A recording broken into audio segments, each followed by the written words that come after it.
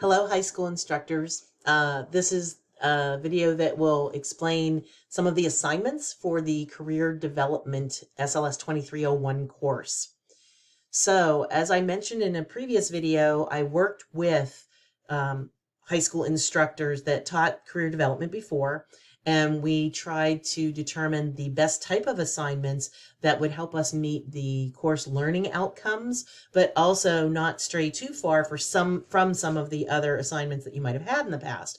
Then what we found was in our discussions, we really thought that a lot of the assignments just needed to have a little bit more structure and also give them some experience in comparing and contrasting good versus bad. For example, instead of creating a cover letter or a resume, can you identify the errors in a cover letter and a resume? Because again, as high school students especially, they may or may not have a whole lot of work experience, so it might be difficult for them to develop content for a cover letter and a resume. Again, also not having a specific job description to aim it towards, it just got more and more complicated. So a couple of things, I'll just go over each one of the assignments very quickly. We have one that's related with self-assessment. So we do have them experiencing a lot of career-related assessments on interests and values and other things that might help them, transferable skills, aptitudes, and then they have to reflect on that. We also have them do, for academic research and SMART goals, they have to actually investigate multiple institutions here in the state of Florida for different kinds of elements at those institutions. Cost, student body makeup, demographics, those kinds of things, so that they understand the types of things that should go into institutional choice. But also it has them break out pre-made SMART goals to help them do research on additional institutions as well as related occupations. And that will help them do their research for their career project. For the common resume errors, we have them compare, they have 3 sample resumes and they have to look for the errors in them based on a checklist and a lot of the resources we've told them about in terms of what's good resume style and what's not. And so each one of the resumes is progressively better. So the first one's really horrible and the last one's decent. The middle one is middle of the ground, but they have to identify a variety of different things about resumes. And then there's a few other question prompts. Same thing with cover letters. 3 examples of cover letters. They have to identify the problems with them and then answer some additional prompts. The identifying characteristics of a professional interview, that is where they are going to do the big interview, and they're going to have to attach the link for the video that they've made for big interview. And we do actually have a tailored big interview assignment that needs to be used. I will make a separate video and a handout for that, because you will need to make sure you set that up in Big Interview and change the document in the folder here for this assignment to include your unique course section code. So for example, mine is Leonard's Career Development SLS 2301 for spring of 24. And when you open that up, it has an actual code that the students would use to enter that in and do the big interview, so that my class's interviews are all on my assignment. So you will make your own unique assignment, but you're actually just duplicating what's in there and putting your name on it. And again, all of the questions on the big interview assignment were developed and agreed upon with the high school instructors and myself as we were curating these materials. And then the last is the career research project. So I'd like to open each one of these up to show you these assignments so that you can get a better sense, but you can always go in and review them for yourself. First, we'll talk about the self-assessment. Again, it explains to them not only how to get to the pages to complete those assessments, but then it asks them about their scores and basically reflection on their results. Now, part of this assignment is doing the worksheet and the question prompts, but the other part is that they have to actually attach their results. We do this because we want to make sure that they're actually doing the self-assessments and not just creating answers based willy-nilly on whatever they want to. So this is part of the demonstration that they have done the assessments. So you'll get the worksheet and the results for the multiple assessments in the folder when they turn it in, if they've done it properly. So that would be here, the profiler, the matcher, and the skills matcher, values matcher and skills matcher. And then, as you can see, there's a couple of other question prompts there. So I do suggest that you do the worksheets. That way you know what the student's experiencing, you know exactly how to help them troubleshoot if they don't understand the directions, but this should really help you understand that. And this really helps the students. It was very well received by the students. They liked what they learned about themselves when they completed this, and they gave really good, thorough, detailed answers. I was very pleased by the quality of the content of the responses. The next assignment, as I mentioned before, the academic and career goals. This has them researching public colleges, public universities, and private universities using something called Florida Shines.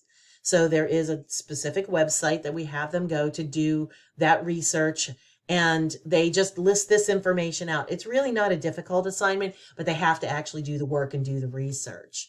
And it gets them started in thinking about the types of things they want to consider when they're making an institutional choice.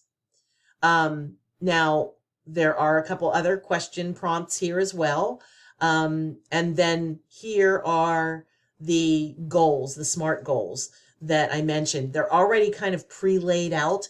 They just have to insert their answers here for these pieces and parts. And again, they might not be the best at creating SMART goals, so we kind of laid that out for them, but we're trying to get them to do a plan to do the research on schools that might be realistic options for them, but also related professions within the occupation that they're researching. And it does point out to them that research from these goals is part of the career research project.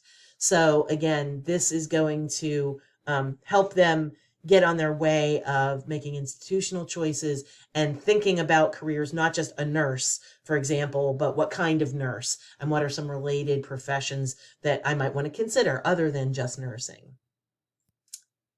For identifying the resume errors, again, they will look at 3 different resumes and they will identify 2 errors on each, and they can't repeat the same error that they found on each one of them. And it's laid out very specific. And it also then asks a couple other general questions, somewhat related to resume.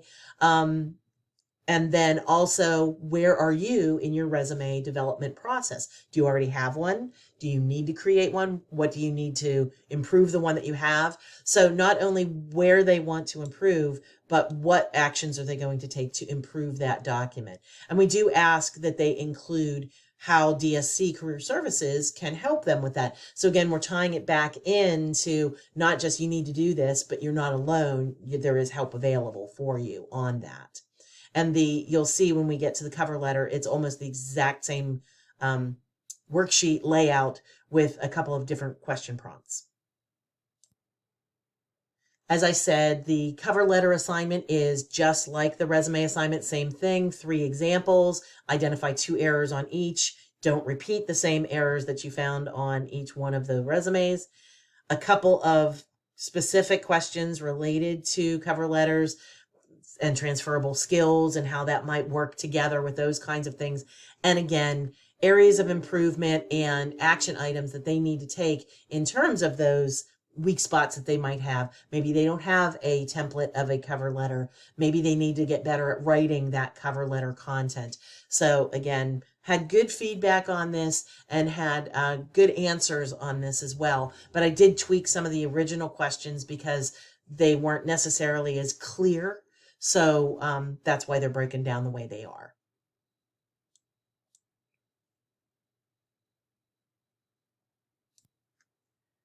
For the professional interview, this is the one with the big interview. Remember, I mentioned, well, you might not if you haven't watched the first video, but in the first video, it does explain that you will need to modify this document, and you'll have to put your code for the big interview assignment that you created in here for the students to be able to access it. So they would go to this site, and then they would enter your unique code for your unique big interview assignment.